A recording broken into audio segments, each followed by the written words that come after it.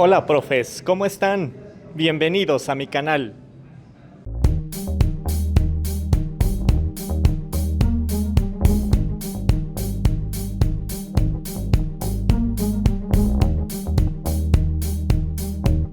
Nosotros continuamos aquí en el séptimo Simposio Internacional Filosofía y Educación.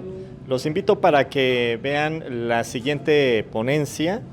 Y como siempre los invito para que se suscriban a mi canal, soy el profe Juanjo, a mi segundo canal, Viajando con Juanjo, para que le den like a los videos y los compartan con sus amigos, con sus conocidos, con los compañeros maestros, directores, supervisores escolares.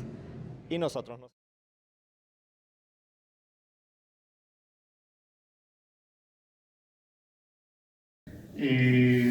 Didáctica, formación es otro. Un libro por acá muy interesante que tiene, ¿me lo permite, por favor? Gracias.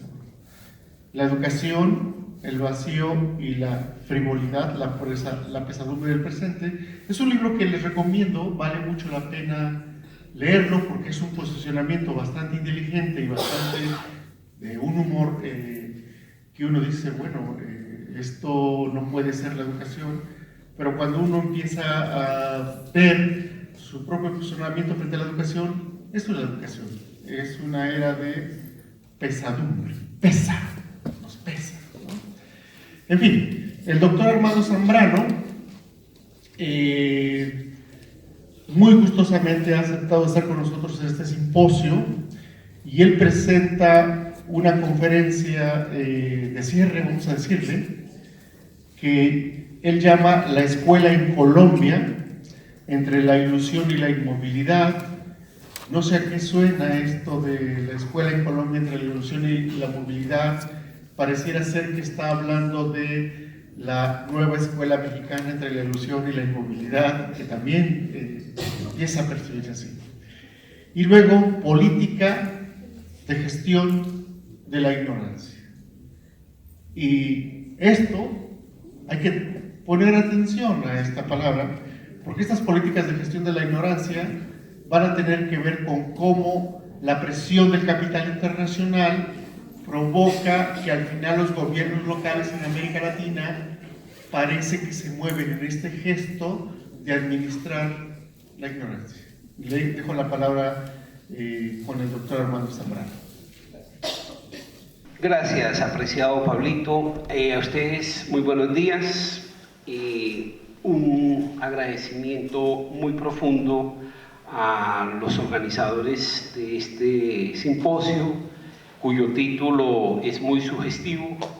Un saludo muy especial a las organizaciones que han hecho posible la realización de este evento y muy especialmente a Donagli, a nuestra hermana Gladys, a nuestro hermano de Venezuela Gregorio, a Mónica, a nuestro gran Jesús el Salvador. Por supuesto, encontrar el humor y la vitalidad de Gregorio, en fin, de cada uno y cada una de los que están y han participado, digamos, en la organización y han hecho posible este evento. También extender, digamos, un saludo muy especial a la Universidad Albert Einstein, que se unió, digamos, a esta causa, contribuyendo de una u otra forma con el apoyo para que el evento se hiciera posible.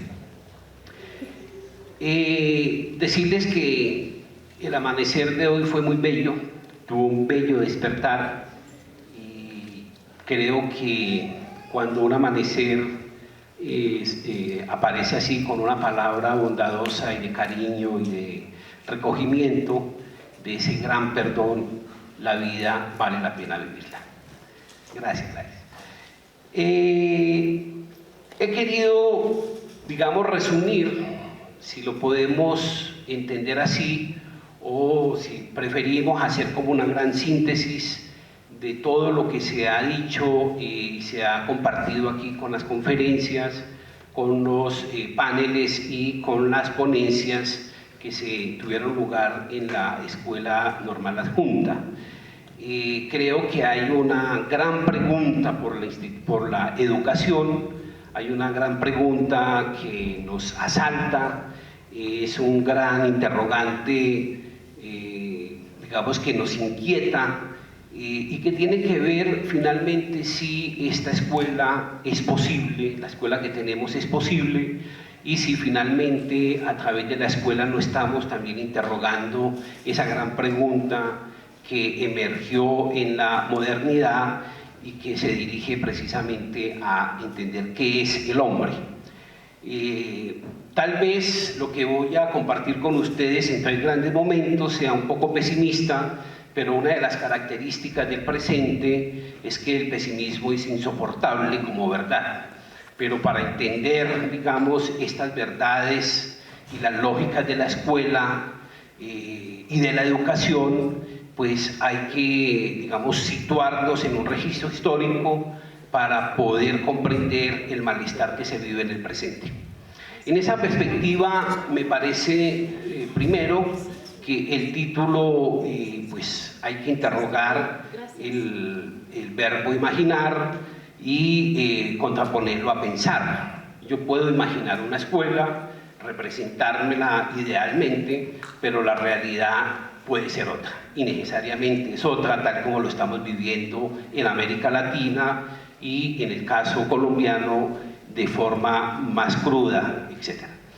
Entonces, no sé si la idea es imaginar o pensar la escuela. A mí me parece que sería más pertinente, y en ese horizonte quiero proyectarme en el sentido de pensar, porque pensar es más potente que imaginar, y además porque va más allá de la representación. Cuando uno piensa, digamos, el pensar que es difícil, tal como lo ha mostrado toda la fenomenología y particularmente la fenomenología heideggeriana, el hecho y el evento da que pensar. Entonces, parto de ese principio. Pensar la escuela en América Latina implica pensar 2 cosas. Primero, cuál ha sido su pasado, para poder entender y comprender el presente, y luego, desde este presente, interrogar también el pasado. La escuela que tenemos hoy no es una escuela que nace, digamos, de la nada, es una escuela, a mi manera de ver, producto de un proyecto muy sostenido que tiene algo más de 2 siglos.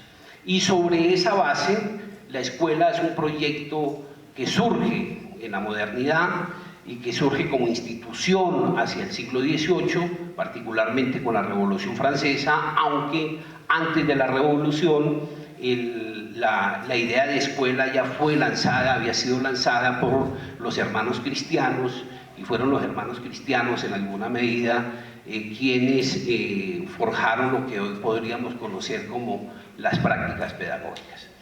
Entonces me voy a situar en esos 2 registros, en ese ir y venir, pero pues la idea mía es, digamos, la hipótesis que quiero plantear aquí a lo largo de esta charla, es que no podemos comprender el presente sin rastrear cómo ha sido el pasado y cuáles han sido los momentos forjadores y legitimadores de esta idea de escuela que en alguna medida está y no está, que es híbrida, etcétera, etcétera. Para ello voy a desarrollar 3 grandes momentos. El primer momento tiene que ver con la educación y la escuela en el siglo XVIII y siglo XX. Ayer precisamente en el documental veíamos los grandes movimientos pedagógicos, algunas ideas pedagógicas fundamentales, lo presentaba, digamos, en mi intervención, a través del documental de la profesora Olga, y precisamente esas ideas todavía subyacen como formas de resistencia, aunque cada vez menos en la escuela contemporánea. ¿Por qué educación-escuela? Porque uno no puede, digamos, confundir escuela con educación. Educación y escuela son 2 cosas muy distintas, aunque la escuela sea una institución que surgió, digamos, como producto de todo el ideal ilustrado y que cumplió una finalidad muy precisa. Esa finalidad pues tiene que ver con la construcción de una idea de hombre pues muy particular. El segundo momento tiene que ver con el acontecer pedagógico, y ese acontecer pedagógico precisamente en el siglo XX a partir de un concepto filosófico que es muy importante y que es traído, digamos, de la filosofía social y de la fenomenología, conocido como otredad. Ese momento es muy importante porque es como una compuerta entre el siglo XVIII, finales del siglo XIX y inicios del siglo XX, pero comienza a decaer a partir de lo que se conoce como la caída del muro de Berlín o el surgimiento de la mercancía en reemplazo de la pregunta por el hombre. Y el tercer momento lo he denominado así, lo que se conoce o lo que yo denomino la ruptura silenciosa y el vaciamiento de la experiencia educadora. Este tercer momento corresponde más con el surgimiento de toda una pedagogía que no va dirigida, digamos, al cultivo del hombre, sino a una pedagogía que explota y anula, digamos, la condición de hombre en la contemporaneidad. ¿Qué sucede con el primer momento?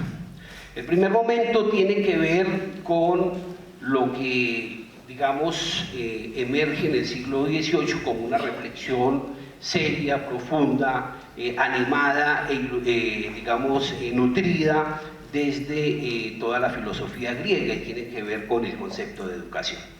Lo primero que hicieron los ilustrados no fue construir escuelas. Las escuelas son producto del ejercicio político, que se da después de la Revolución, tanto inglesa, francesa y norteamericana, y que llegará también a nuestros territorios.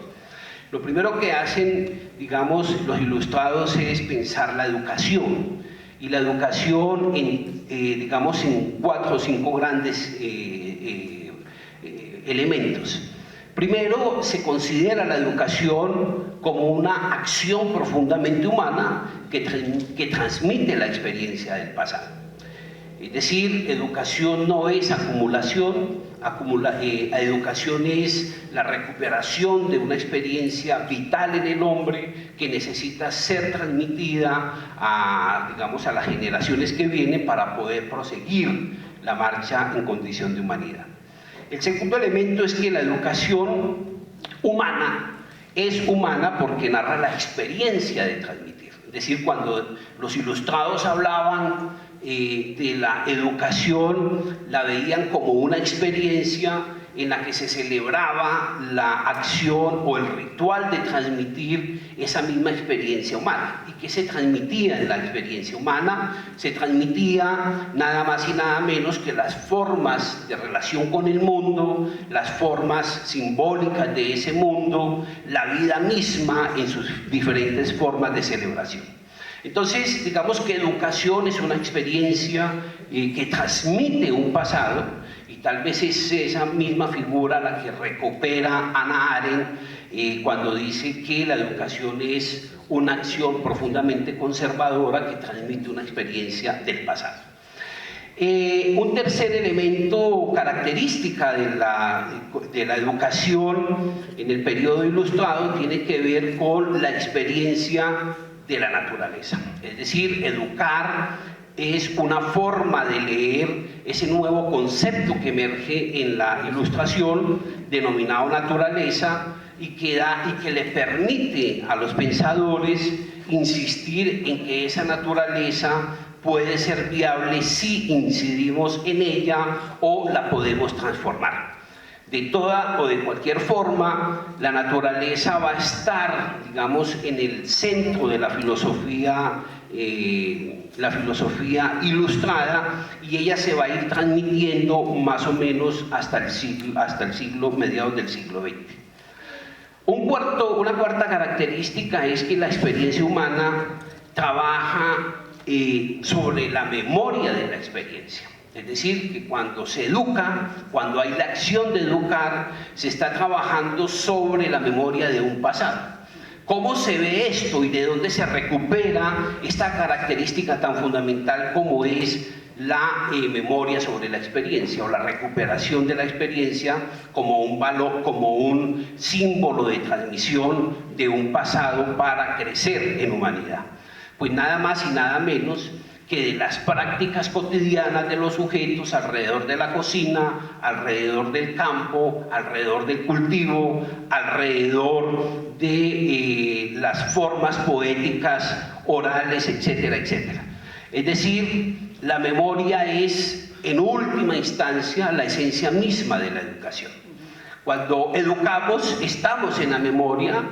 Lo veíamos, por ejemplo, ayer en el documental sobre la maestra Olga, cómo los estudiantes recordaban un tiempo que fue su primer tiempo, el de la infancia, y en ella descubrían, en ese reactivar esa memoria, la experiencia vital de la educación. Pues precisamente era eso, digamos, lo característico de este concepto de educación en la Ilustración, que me parece que es un elemento bastante importante y que, como lo veremos después, en el segundo, en el tercer momento, ha perdido esta condición. Y finalmente, educar como experiencia se refería a algo muy bello que sirve, digamos, que viene del lenguaje y de la práctica campesina y que tenía que ver con el cultivo de la tierra. Hacia el siglo XVI, XVII, los campesinos decían: vamos a educar la tierra. Y educar la tierra era cuidar de la tierra, arar la tierra, acariciar la tierra, amar la tierra, ver brotar el fruto de la tierra, implicaba cuidado de la tierra, etc. Toda una serie de elementos, de conceptos que se recuperan a través del concepto de educación para señalar algo que es, digamos, fundamental en un concepto que nace precisamente, o que se comienza a trabajar en el siglo XVIII a partir del nacimiento de la hermenéutica schmaleriana. Y es que la experiencia de educación es ante todo una experiencia de formación. Formar brota en la educación y por lo tanto formar es algo que no se puede ver, sino es algo así como el espíritu que se erige sobre la base de la educación y que muestra la altura y la profundidad de un sujeto en formación. De hecho, cuando Gadamer, en el tomo 2, creo, en el tomo 2 de Verdad y Método, señala los conceptos claves del siglo XVIII, va a mostrar cómo la formación es uno de los conceptos fundamentales. Al igual que la formación, pues va a estar ligado al gusto y al sensus communis, al sentido de lo común. Bien, digamos que esos elementos de la educación, esas 5 grandes características, tienen un elemento en común o 2 elementos en comunes, y uno es la experiencia y la naturaleza. O experiencia y naturaleza están en la base del mismo concepto de educación. Por lo tanto, se educa la naturaleza, entendiendo la naturaleza como lo que viene dado y a lo cual hay que acoger, ya sea para ayudarla a ser mejor o ya sea para, como lo decía, lo planteaba el filósofo de la crítica de la razón, Kant, como la capacidad de transformar esa naturaleza en una perfectibilidad. Decía y señalaba perfectamente cómo el hombre es un sujeto, un animal perfectible, y la perfectibilidad se daba en términos de la educación. Bien, estas características van a estar entonces ligadas a los grandes conceptos del siglo XVIII, que son los que van a determinar posteriormente, digamos, las ideas fundamentales de los educadores modernos. Estos conceptos son libertad. La experiencia educadora es una experiencia de libertad, entendida la libertad en el orden de la autodeterminación, incluso de la autodeterminación de su propia naturaleza, el concepto de razón, el concepto de juicio, el mismo concepto de experiencia, el concepto de naturaleza, la virtud, la realización, el gusto y el saber. Esos conceptos son conceptos que van a definir efectivamente una idea de hombre, una idea de hombre que servirá a los educadores a los educadores modernos para hacer realidad en la práctica el concepto de educación. Educar ciertamente es un concepto abstracto y los educadores lo entienden en esa abstracción junto con los conceptos que acabo de nombrar: libertad, razón, juicio, autonomía, naturaleza, virtud, etc., para hacer posible lo que los educadores se plantearon. Educar es hacer advenir al otro a la vida, es decir, pensar la vida. En el siglo XVIII, vamos a encontrar siglo XVIII, siglo XIX, pues surgirán estos grandes pensadores, estos grandes educadores.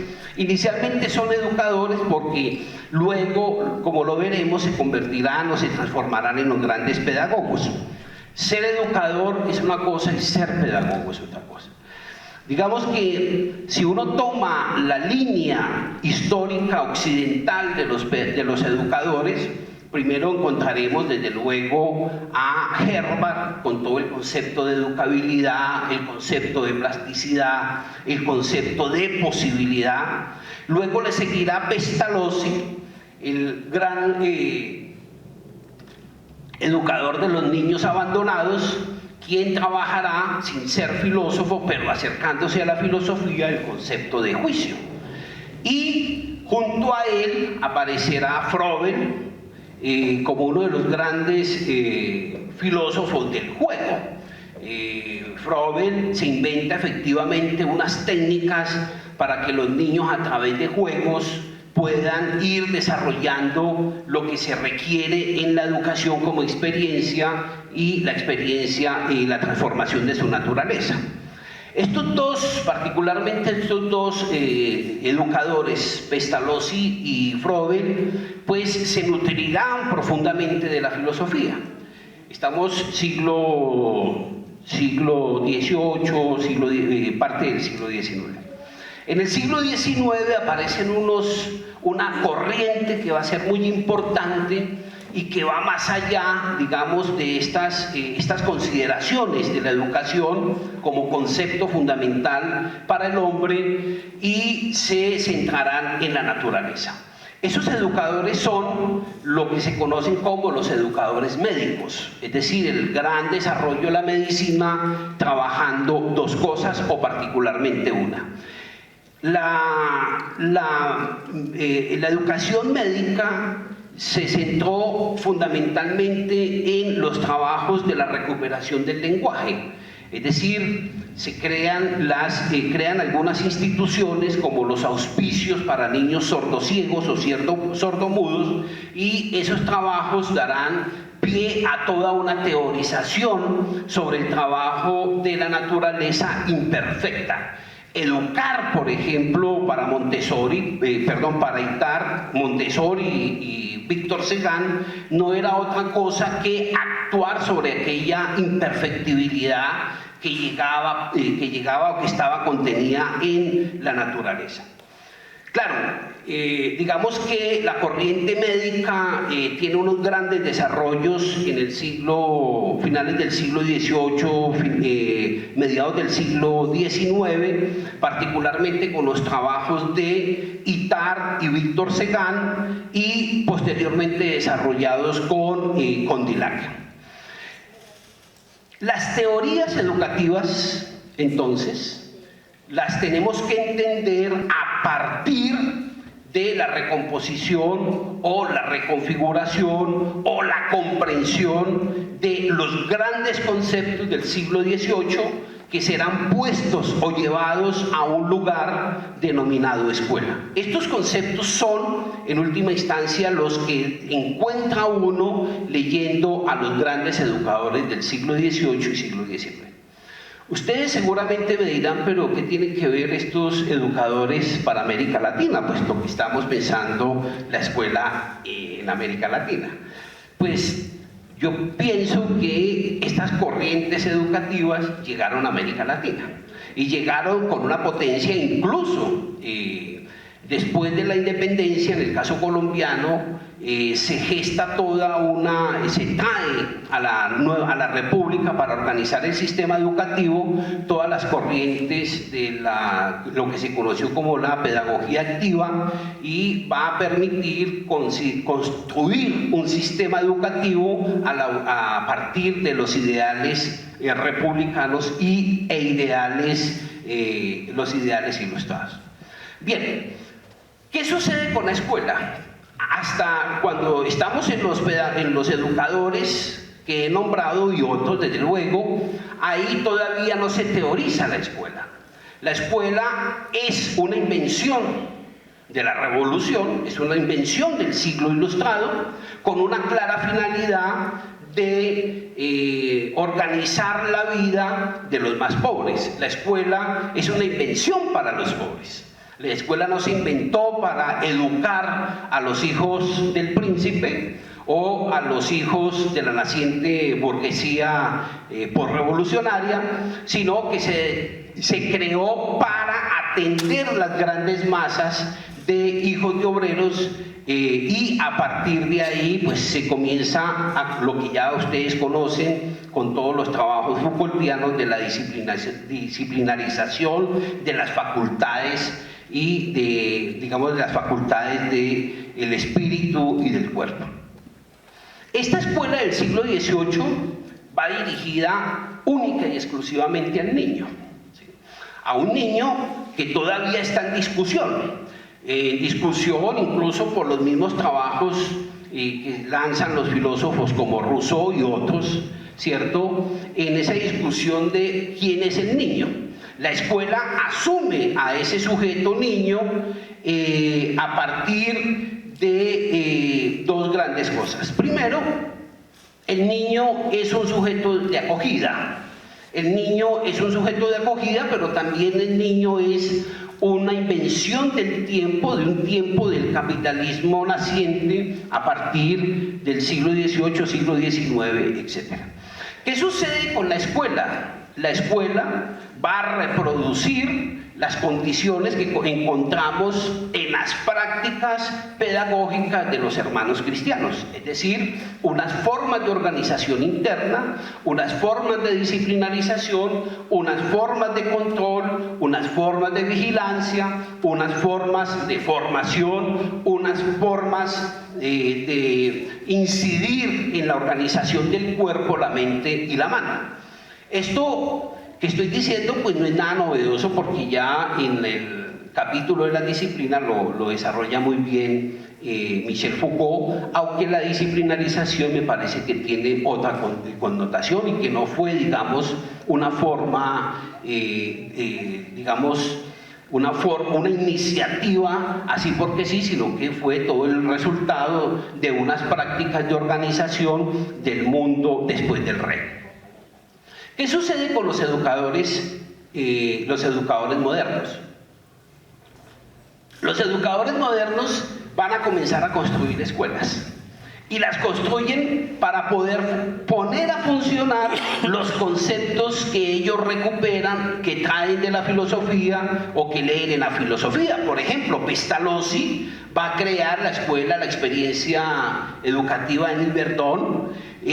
Froben creará la escuela del juego. Montessori es una de las impulsadoras de los jardines infantiles. Itard y Víctor Segán, los educadores médicos, dirigirán y construirán auspicios para los niños sordos.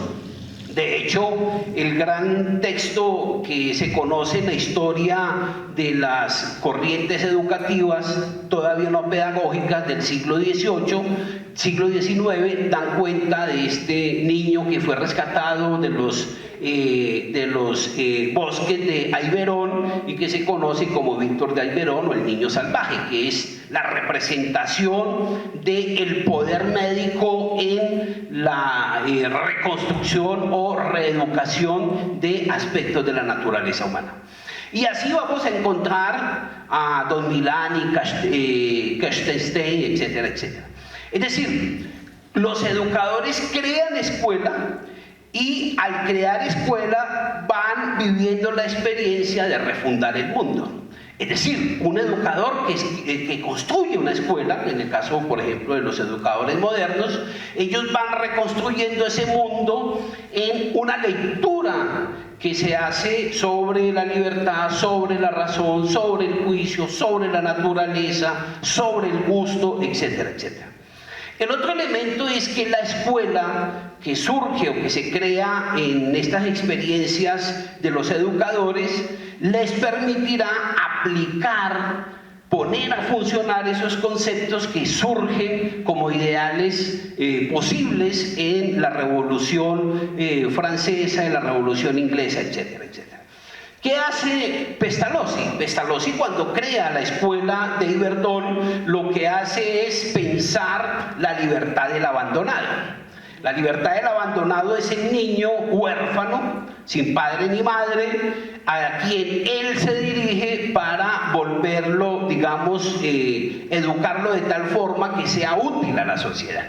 Y en esa medida, sin ser, digamos, conscientes de todo el discurso que aparece en la sociedad posrevolucionaria del siglo XVIII, el concepto de libertad se va constituyendo en un concepto dispositivo que actuará como dirección de la escuela, pero además regirá unas prácticas, organizará unas prácticas. Por ejemplo, en Pestalozzi, ¿cómo se constituye la libertad? La libertad se constituye descubriendo el mundo. Él lo dice, hay que salir al mundo, el niño tiene que tocar la naturaleza, debe escuchar la fauna, debe tocar las piedras, debe dibujar digamos, el paisaje y volver a la clase para reconstruir ese descubrir en la naturaleza. Eso mismo lo encontramos, por ejemplo, en Froebel. Froebel, cuando se inventa el juego, la famosa triada triángulo, esfera y cilindro, lo que él está haciendo con el juego es un dispositivo para pensar la construcción del juicio del niño, y por esa vía la razón. Igualmente lo vamos a ver en Montessori. Montessori, ella crea la idea de que cada rincón de la escuela debe ser la reproducción del mundo natural del niño. Y entonces, al reconstruir esa idea, va a lanzar la siguiente, y la reintroducción del mundo natural del niño. Y evitar, como en Segal, pues lo que ellos van a hacer, los educadores médicos, es decir, trabajar sobre el lenguaje del sordo ciego, es nada más y nada menos que ayudarle a que él descubra, sea libre por el lenguaje. Digamos que los educadores modernos, cuando ponen en la práctica los conceptos del siglo ilustrado, comienzan a producir lo que en pedagogía se conoce como las teorías pedagógicas. Es decir, en sus inicios, Pestalozzi, Montessori y todos los educadores modernos no son pedagogos, sino que se hacen pedagogos poniendo a prueba, poniendo a funcionar los conceptos de la ilustración. Entonces, digamos que la escolarización, esto va a ser muy útil. Todo el trabajo teórico de los educadores modernos va a ser muy útil para el Estado, porque el Estado encuentra en ellos los elementos conceptuales, los elementos teóricos, los elementos prácticos para poner a funcionar su racionalidad de poder y poder gobernar a los sujetos. Digamos que la modernidad pedagógica crea el encierro de la libertad. La modernidad pedagógica crea el encierro de la libertad, y esto va a ser clave en el sentido en que digamos, el nacimiento del creo pedagógico dirá: educando al niño, hacemos que el niño sea libre, pero para que él sea libre hay que retener su libertad, hay que suspender su libertad.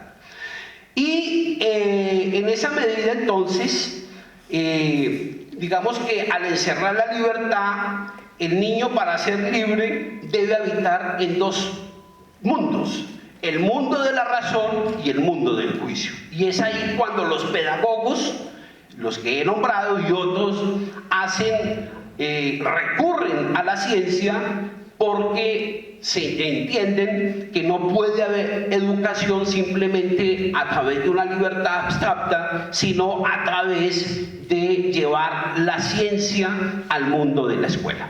Y entonces Pestalozzi, Montessori, Itard, cada uno va a traer a la ciencia a la escuela, y entonces la escuela, digamos, el Estado va a entender que en la escuela, a través de la ciencia, se pueden organizar tres cosas. Primero, organizar la mente del niño, es decir, trabajar sobre el cerebro y llevarlo a ciertas formas de pensamiento.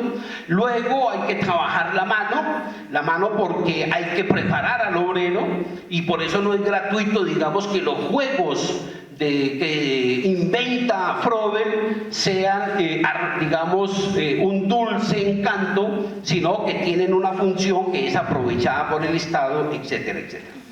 Bien, digamos que este discurso pedagógico, una vez se pone a prueba los conceptos de ilustrados, va a crear ese movimiento, lo que se conoce como el credo pedagógico. Este credo pedagógico se va a nutrir de la filosofía y se va a construir y se va a nutrir de la ciencia moderna.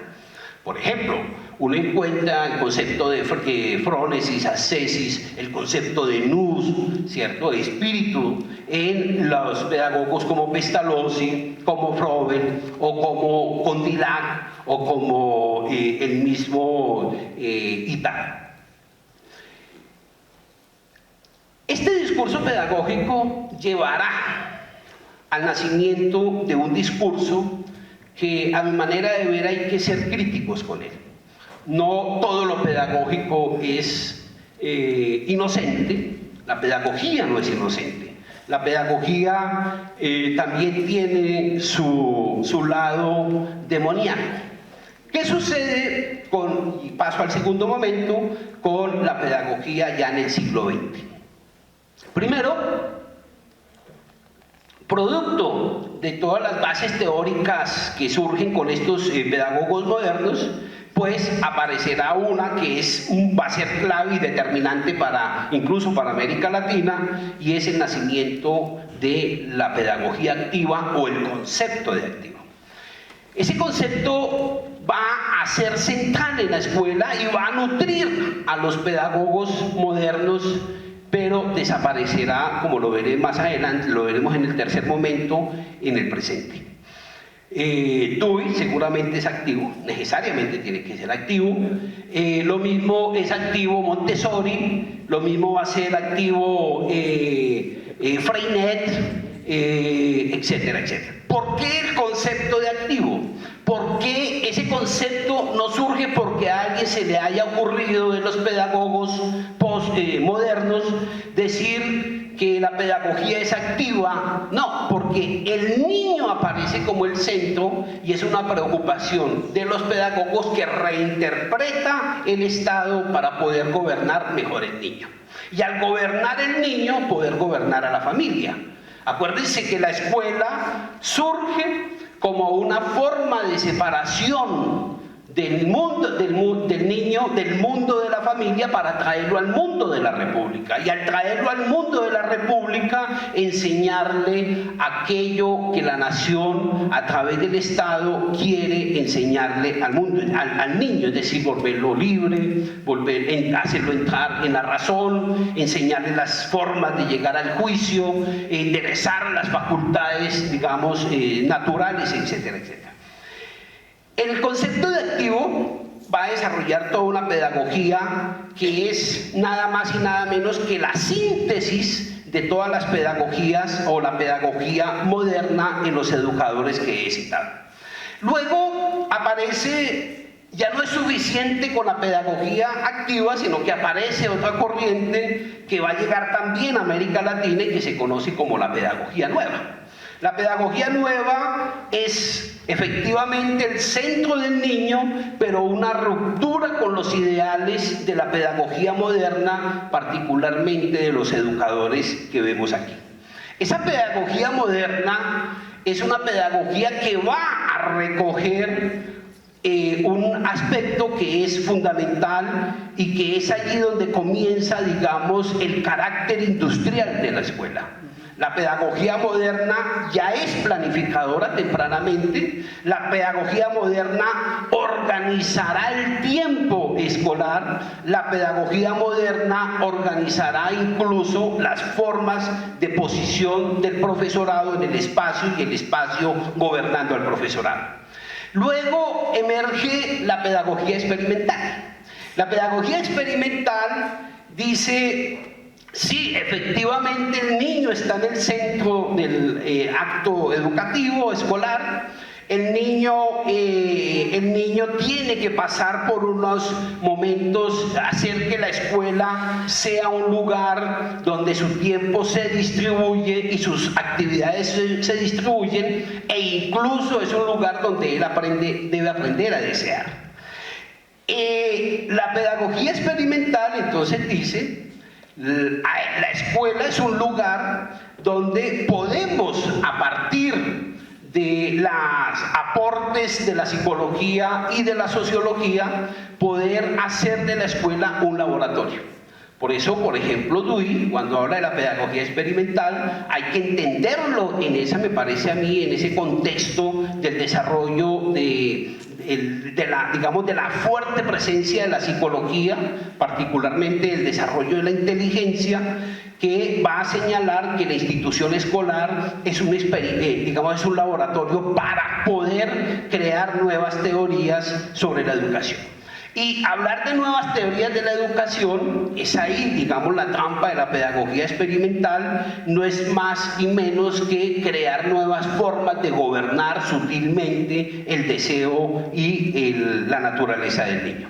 Luego aparecerá una corriente que me parece ya es más reciente en la contemporaneidad, hacia 1960, lo que se conoce como la pedagogía institucional, que proviene de toda la corriente psicoanalítica deleuziana, especialmente, y lacaniana, y que dirá y señalará que la institución es un encierro y como encierro hay que acabarla.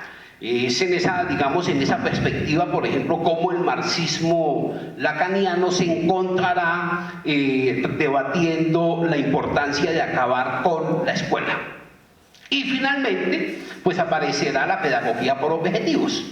Y esta es una nueva pedagogía ya hacia los 60, que va a luchar contra los institucionalistas, que negará, digamos, todo el tema del experimento, la escuela como experimento, y que señalará rápidamente que la escuela cumple una función al trazarle la vida a un sujeto, a un niño, desde que nace hasta que llega al mundo laboral. Esa pedagogía por objetivos ciertamente nace en Estados Unidos, pero Europa y América Latina la adoptan tempranamente, porque es una forma sutil pero muy certera de ir organizando la vida del sujeto niño. Bien, vamos al segundo momento. El segundo momento este segundo momento tiene que ver con el acontecer pedagógico del siglo XX. Digamos que en toda esta discusión, este surgimiento de corrientes pedagógicas,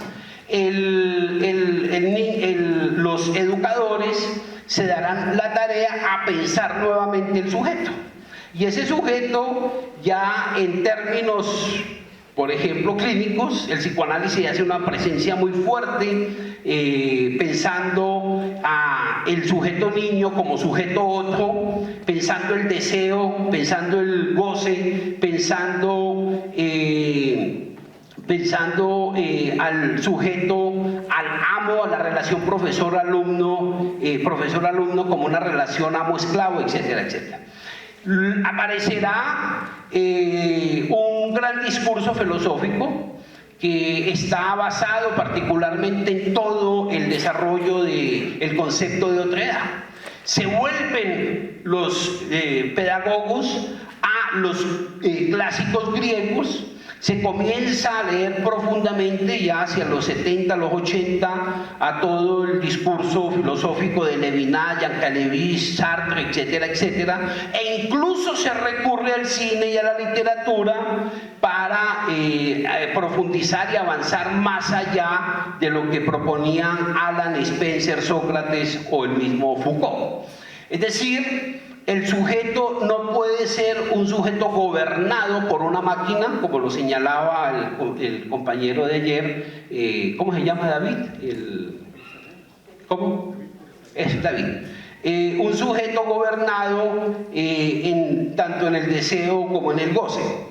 Y digamos, ese despertar filosófico de los 80 es muy importante porque vuelve como una mirada a la pedagogía vital. Vital en el sentido en que los pedagogos señalarán todo el desastre de lo que fue la pedagogía por objetivos y toda su, digamos, recuperación o desplazamiento de la pedagogía institucional y pedagogía experimental. Pero si la pedagogía, digamos, la filosofía va a nutrir a la pedagogía, y me parece maravilloso ahí, como otredad, comenzará a plantear también la pregunta por la educación. Y la pregunta por la educación es, ya en el acto mismo, en la escuela, es si la educación finalmente libera o no libera al sujeto. Y cómo, digamos, ese otro que aparece ahí en la relación alumno-profesor va a señalar, nos va a mostrar tanto el poder como también las formas de gobierno y de gobernanza sobre el deseo, el goce, el otro, etcétera, etcétera. Si el discurso pedagógico al nutrido por la filosofía fue muy importante, el sociológico será vital, digamos, pero contundente hacia 1950. ¿Qué sucede? Resulta que la pedagogía, la sociología educativa, la sociología en general, va a entender que el campo escolar es un campo de reproducción. No es gratuito, por ejemplo, como las teorías de Bourdieu, de Passeron, lo que se conoce como la sociología bourdieusiana, al igual que la sociología inglesa, van a postular que la escuela efectivamente reproduce las condiciones de clase. Y al pensar eso, va a fortalecer indiscutiblemente el discurso psicológico. ¿En qué va a fortalecer el discurso psicológico? En el sentido en que la psicología, para, digamos, comenzar a entender una categoría que se crea hacia finales de los 60 y que se conoce como el fracaso escolar. 1960 es posguerra, es la época en que van a aparecer toda una nueva discursividad sobre la escuela, y es el momento en que la sociología comienza a desplazar, a partir del concepto de fracaso, las categorías que habían surgido en todo el discurso psicológico de finales del siglo XIX y primeras décadas del siglo XX. Por ejemplo, antes de 1960 uno no encuentra en la literatura categorías de la categoría de fracaso escolar. Antes se hablaba de adaptados e inadaptados, se hablaba de normales y anormales, etcétera, etcétera. Todo el discurso psicológico junto con el discurso médico dominará las formas de clasificación y de categorización del sujeto alumno en la escuela. La disputa entre psicología y sociología llegará a nuestro territorio. ¿Sí? Toda la corriente sociológica marxista llegará para entender las formas de reproducción y de clasificación del saber en el sistema escolar. Pero lo que llama la atención aquí es el nacimiento de una nueva gran máquina que regulará a la escuela y que será determinante para lo que estamos viviendo hoy. Esa nueva máquina se llama la didáctica. La didáctica es un gran discurso que recoge todo el saber psicológico a partir de todas las teorías de piagetianas, de Vygotsky, Brunner, etc., y que va a decir lo siguiente: mientras los filósofos, los pedagogos se quedaron, decía los didactas, se quedaron en la discusión del otro, del sujeto, de la libertad, del deseo, etc., nosotros en la escuela tenemos que actuar de la siguiente forma. No es posible la libertad sin una base práctica del conocimiento. Es decir, los didactas entenderán que para organizar la libertad o la razón o el juicio en la escuela del siglo XX, tienen que crear unos dispositivos, los llamados dispositivos didácticos, que son los que van a ganar espacio en la escuela, serán determinantes, incluso llegarán posteriormente, hacia finales de los años 90, a la universidad. Es decir, el saber natural de la escuela moderna se vuelve un saber insensible en la escuela de posguerra, entre 1960 y 1980. Como síntesis de este segundo momento, puedo señalar que las grandes experiencias pedagógicas son vistas como enemiga del proyecto conservador del hombre-máquina.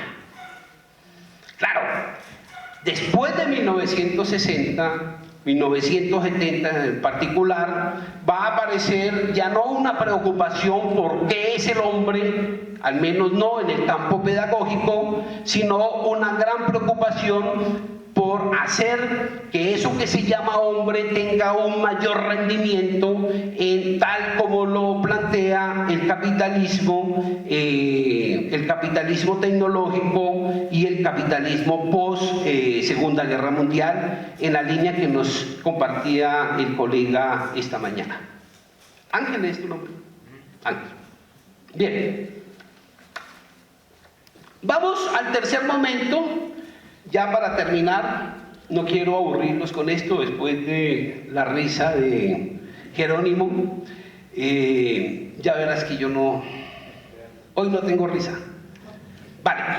El tercer momento es la ruptura silenciosa y el vaciamiento de la experiencia.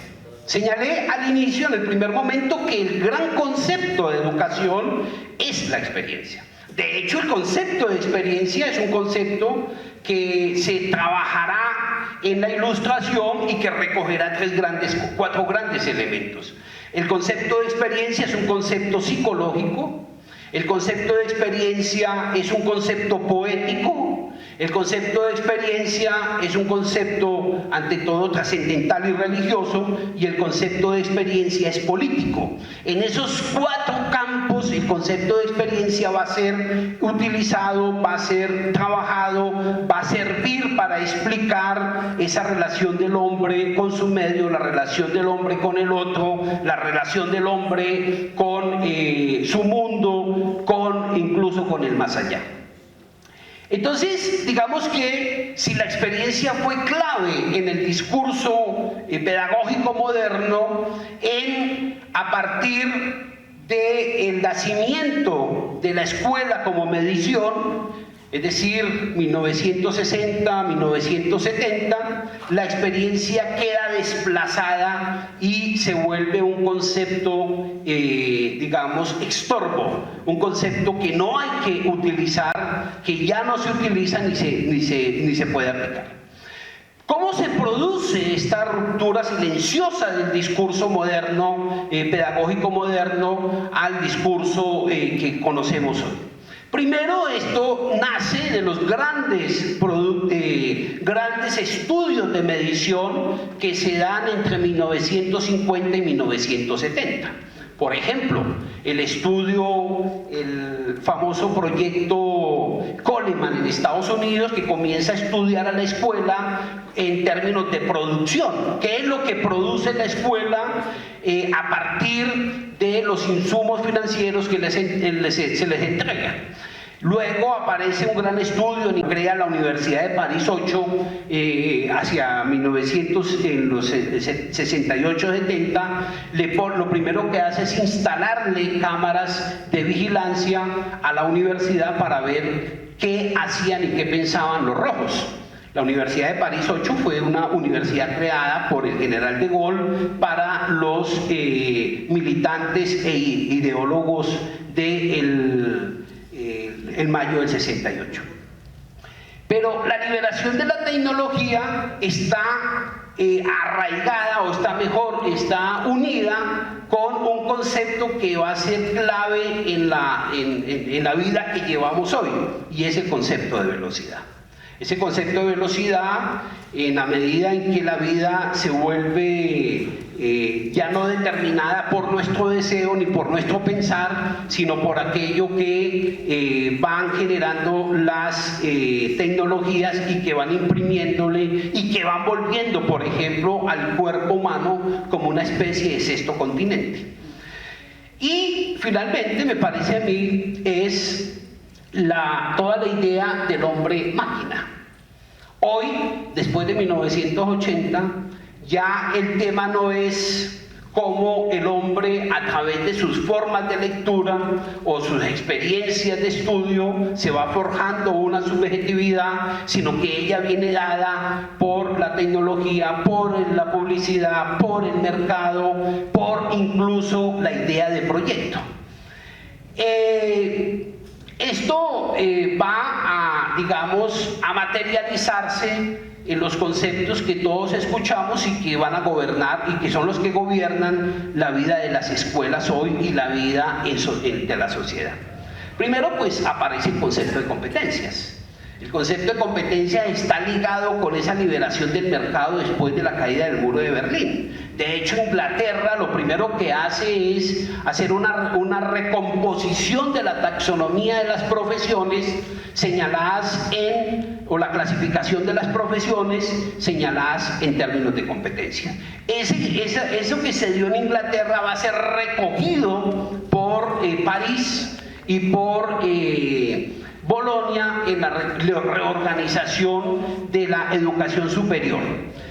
El concepto de competencia, aparece el concepto de flexibilidad, y hay un concepto que escañota, digamos, la vida moderna que conocimos con la pedagogía hasta antes de 1980 o 1960, y es que la escuela debe ser para el estudiante un proyecto de vida. Y desde niño, entonces, al niño se le dice, hay que construir su proyecto de vida. La vida ya no es en torno como las luchas que se mantenían en la modernidad. Si uno ve, por ejemplo, uno lee, digamos, por ejemplo, a Nietzsche en las cartas que él escribe y que recoge su hermana Francisca, o Elizabeth, él va narrando cómo se va formando él mismo, cómo va luchando en sus búsquedas intelectuales, cómo llega después del internado a la filosofía, apartándose un poco de la filología, y cómo él va, digamos, en sus momentos narrando la vida, su enfermedad, el fracaso en el amor, etcétera, etcétera. Esa experiencia intelectual que vemos, por ejemplo, en Nietzsche y en otros intelectuales modernos, ya no la vemos en la escuela, porque la escuela es ante todo una organizadora de la vida de los sujetos. Bien, así entonces me parece que si el proyecto de vida, las competencias, la flexibilidad son las que gobiernan la vida del niño y gobiernan a la escuela, hay algo más terrible, y es el concepto de formato. La vida es gobernada y evaluada constantemente, y con ella es evaluada la actividad, en este caso de profesores y de estudiantes. No es gratuito, por ejemplo, que en algunos eventos académicos, no lo he visto aquí en México, pero sí en Colombia, en Argentina o en Chile, que al terminar una conferencia le pasen una ficha de evaluación a los participantes y le preguntan cómo estuvo la evaluación, si cumplió con los objetivos, si cumplió con la temática, si los medios que utilizó fueron los más adecuados, etc. Eso hace parte de este mundo que es, a mi manera de ver, es un mundo terriblemente inhumano. De estos tres momentos, entonces la pregunta que surge es pensar, imaginar la escuela hoy, o la educación hoy. ¿Es la educación o la escuela? La escuela. La escuela, pues me parece que debemos primero hacer este recorrido, entender desde dónde comienza todo a volverse tan, digamos, tan líquido, pues para utilizar los términos de los posmodernos. Me parece que hay unas interrogantes, unos planteamientos, unas preguntas que nos deben interpelar.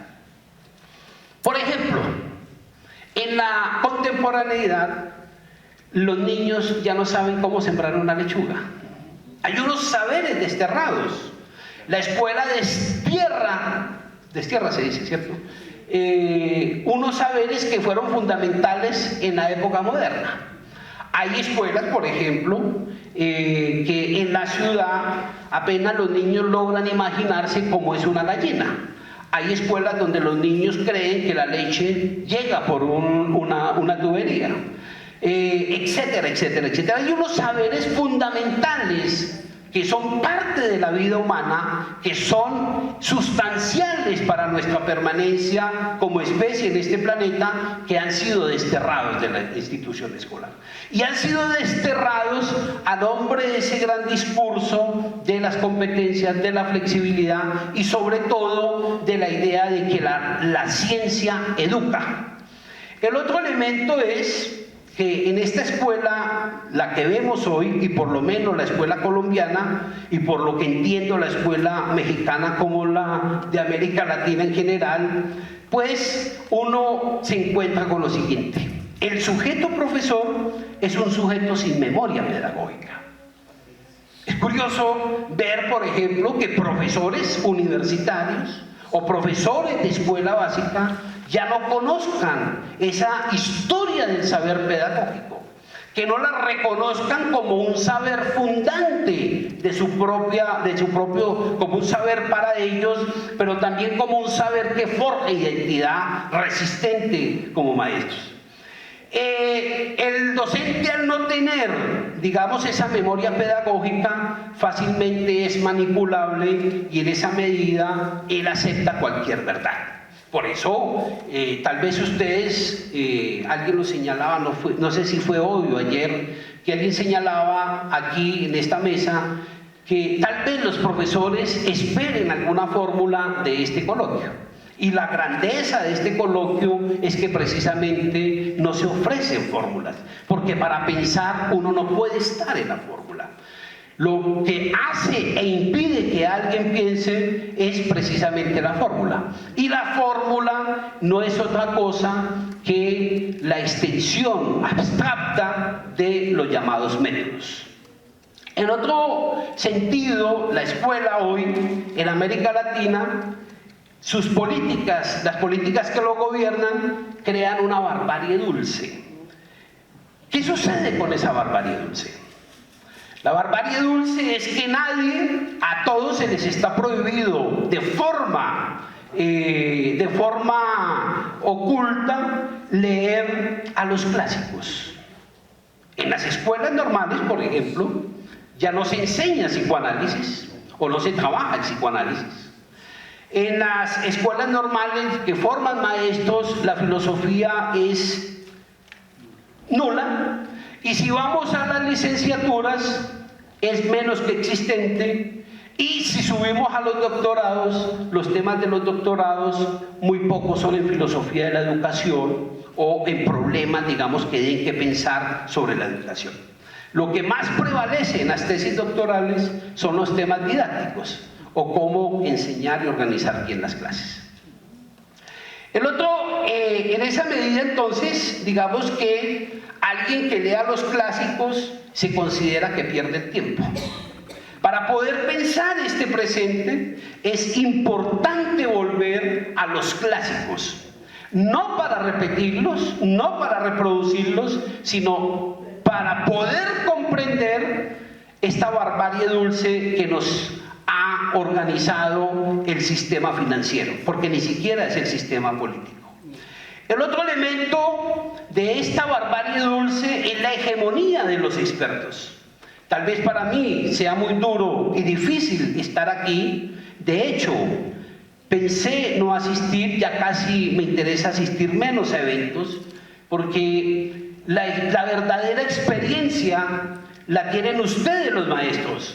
Son ustedes los que tienen que en esa barbarie dulce, gobernados por el formato, gobernados por las competencias, gobernados por la evaluación, crear proyectos pedagógicos donde ustedes tengan la posibilidad de deleitarse pensando incluso su propia condición. Y esta barbarie dulce ha generado lo que David señalaba en su conferencia ayer, todo lo que se conoce como el niño caprichoso. Es el niño el que gobierna la institución escolar. No es gratuito, por ejemplo, que en América Latina entre el 2000 y el 2017 se hayan expedido las famosas leyes de convivencia escolar y las leyes de infancia. Cuando se crea la norma protege al niño en ese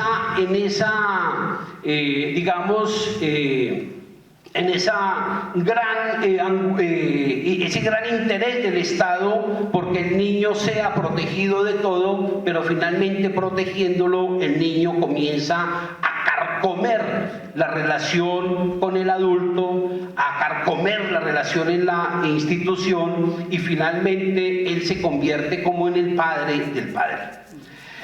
Digamos ya para finalizar que educar ya no es transmitir un pasado. Hoy educar no transmite el pasado, hoy educar no permite ni siquiera que la tradición oral entre al aula de clase. De hecho, le preguntaba al padre de Donayi, que por cierto está cansado y durmiendo arriba, que si se enseñaba en las escuelas la lengua náhuatl. Y lo que él me dice es que no. ¿Es así o no es así? Ok. Una sociedad que no enseñe la lengua de sus ancestros es una sociedad que necesariamente vivirá las peores condiciones de violencia. Porque una sociedad que no es capaz de leer el pasado, de situarse en el pasado, de ver la grandeza del pasado, es una sociedad... Sin micrófono. Es una sociedad que, digamos, vivirá cortada de su memoria. Por eso,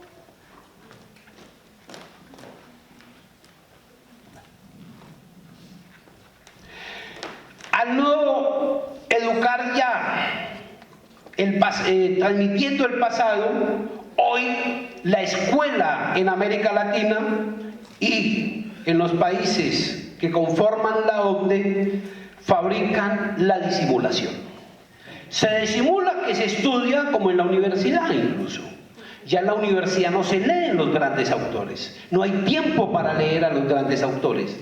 Los maestros que se forman en la universidad leen trozos de una historia fragmentada. Uno ve, por ejemplo, que en las licenciaturas y en las maestrías e incluso en los doctorados no se detiene, no hay tiempo para leer la obra de un gran autor o de un autor, su obra completa.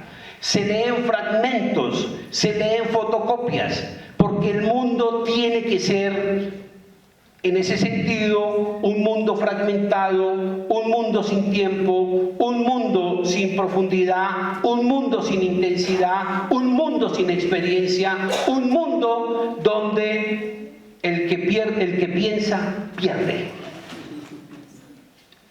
Así, apreciados profesores y profesoras, debo decir que los grandes relatos pedagógicos se han borrado de la memoria y de la formación de los docentes, incluso por quienes se dicen pedagogos y forman a otros pedagogos. Hay que leer la realidad, no la realidad de la realeza. Hay que leer lo que vivimos como maestros, porque solo viendo eso que está ante nuestros ojos podemos comprender la miseria de la escuela hoy. Y quiero terminar, si ustedes me lo permiten, leyendo un corto, unas 2 hojitas, que dice así: los saberes desterrados. Desde que la escuela se impuso como espacio privilegiado del aprendizaje de los saberes intelectuales e institución promotora del aprendizaje de las conductas para la vida en sociedad, en ese preciso instante algunos saberes claves en la vida han sido desterrados. No hay duda, la escuela de nuestros días es una institución cansada de inteligencia, fatigada de fabricación. Los métodos activos y todas las perambres han ocupado el centro de la actividad escolar, y ni qué decir en la escuela de hoy. Esta escuela corre tras los métodos, buscan ellos el tiempo de su existencia, y esto concuerda perfectamente con la sociedad de control. Sociedad esta que persigue en los gestos y actitudes de la gente cualquier asomo de insatisfacción. La sociedad de control es poderosamente vigilante, terriblemente inquisidora, pues no soporta el más mínimo desequilibrio en la palabra que piensa y critica. Incluso el pensamiento crítico, gran movimiento de la sociedad contemporánea, ha devenido un artefacto de control, pues lo que importa es que nuestra especie pueda, a cada instante, ser proactiva frente a las contingencias de la inestabilidad social. En la incertidumbre, el ser humano debe aprender críticamente, lo que no es otra cosa que siempre estar en posición de develar el secreto, tal como nos lo enseñó la francmasonería y la República de las Letras. Movimientos del secreto e ilustrados. El pensamiento crítico nace de las prácticas del secreto que los burgueses crearon hacia finales del siglo XVII y cuyo saber encontró eco en la República de las Letras, de los ilustrados alemanes, franceses e ingleses. Crítica y secreto fueron los 2 grandes conceptos que dieron origen a las grandes revoluciones, desterraron al poder del rey y hoy son elementos de un pensamiento de conformidad. La escuela de la razón crítica fue precisamente un espacio de la razón y del juicio. Estos 2 conceptos organizaron el poder escolar y para ello hubo necesidad del método, y no de cualquier método, sino del cartesiano. El yo pienso fue precisamente el dispositivo organizador de las conductas de conocimiento, cuyo desenlace conocemos en la sociedad de la razón. La escuela moderna nace precisamente en el corazón del juicio, la razón y el método. Así fue como se dio inicio al disciplinamiento de las conductas, y por esta misma razón hubo necesidad de enseñarle a los pobres la higiene, el sumar, restar, contar, dividir, multiplicar, leer y escribir. Con estas prácticas nace la escuela republicana. En estas prácticas se impuso la razón, lo que no es otra cosa que el desarrollo del intelecto. Fue precisamente en este desarrollo donde encontró lugar, voz y eco el despliegue de la psicología del desarrollo de la inteligencia y sus tests de medición.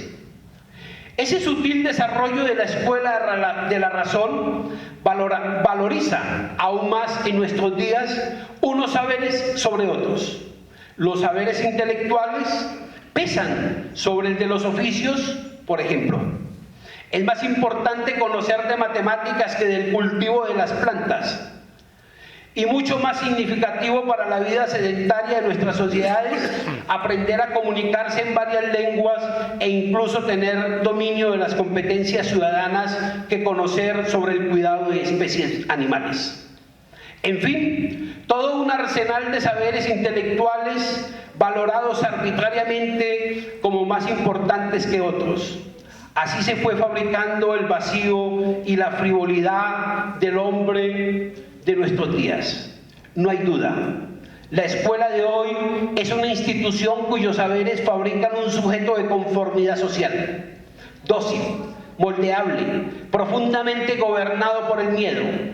Este sujeto crece sin conocer los saberes del chamán ni las lenguas vernáculas, y menos aún los saberes del campo. A los niños del presente les enseñan muchas matemáticas, inglés, física, química, biología, ciencias sociales, historia, lenguaje, algo de educación física y poca filosofía. Pero nada de latín ni de griego. A ellos nunca les enseñamos cómo es que una gallina pone un huevo, cuándo y por qué ella se anida, cómo se cultiva una lechuga, cuándo hay que podar las plantas, qué cuidado debemos tener con los conejos, de qué se alimentan los champiñones, en qué ambiente crecen y cuáles son sus condiciones de cultivo. Tampoco saben nuestros niños cuál es el alimento que deben recibir las codornices, los pollos, las gallinas, conejos y menos aún qué hacer con las heces de esas especies menores.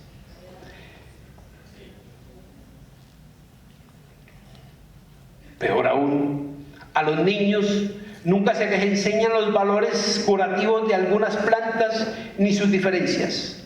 Nuestros niños no saben ni conocen la importancia de podar los árboles frutales, como tampoco saben el papel que tiene la luna en la agricultura.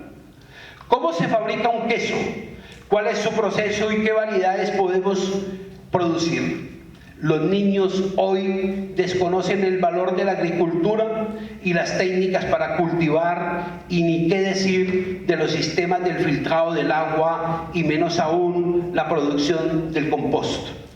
En fin, todo un conjunto de saberes claves y fundamentales para la vida humana, han sido desterrados de las escuelas. ¿Por qué?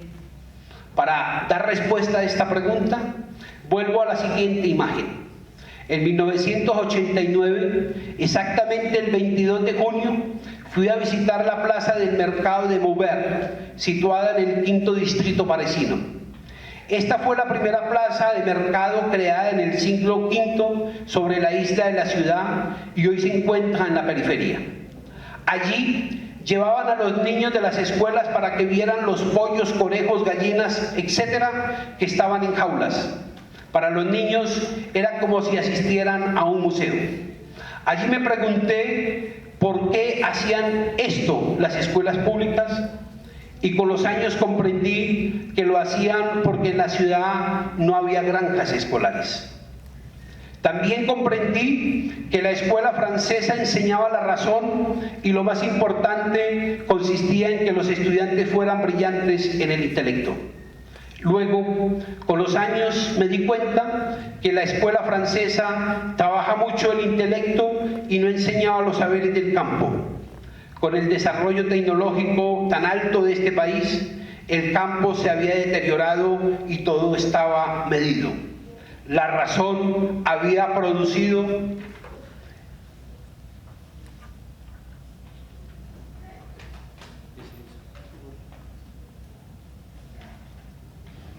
qué pena, no se vayan a dormir, ya termino. ¿Sí? ¿Te parece, profesora? Había producido el más cruel de los desastres, la ignorancia sobre el campo. En julio de 2016, visitando a mis amigos leoneses, me di cuenta que en algunas calles del barrio de la Croix-Rousse, barrio emblemático de esta bella ciudad donde me formé, la alcaldía había dado inicio a un amplio proyecto de huertas callejeras. En la calle Amber Colomés había por lo menos 5 o 6 huertas y cada familia adoptaba una, lo que implica cuidarla. Así, hoy el saber del campo vuelve a ser una preocupación de la ciudad, pues los franceses y en general los europeos se han dado cuenta que graduar 10.000 doctores al año puede ser un fracaso si las personas no detentan saberes y oficios claves para la vida. Incluso, muchos doctores han dejado las aulas universitarias y los laboratorios precisamente porque sus vidas se han vuelto muy precarias al estar sometidos a la alta competitividad. Cansados de ser buscadores de financiamiento para la investigación y gerentes de sus propios proyectos, muchos han preferido voltear la página y se han dedicado a otros oficios. El saber del campo se impone sobre el saber intelectual, pues la tierra nos recuerda de dónde provenimos como especie y al volver a ella encontramos nuestro verdadero saber. Educar es cultivar, no lo olvidemos. Muchas gracias. Bueno, agradecemos la participación del doctor Armando Zambrano Leal y sí me gustaría expresar una admiración hacia Gregorio, quien organizó la serie de mesas, y yo no sé si habló con Armando Zambrano, pero creo que en alguna medida o en gran medida, si ponemos atención y revisamos cada una de las ponencias, la última sitúa cada una de ellas. Y la sitúa en el sentido de que inadvertidamente o con advertencia vamos pensando la crisis de la escuela desde varios lugares, pero Armando lo que hace es plantarla objetivamente como para que cada uno de los que asistimos pueda situar cada cosa que oyó y cada cosa que pensó en alguno de los registros que aparecen plasmados por el doctor Armando Zambrano. Esto ha sido todo por esta conferencia y nosotros nos vemos hasta el próximo video.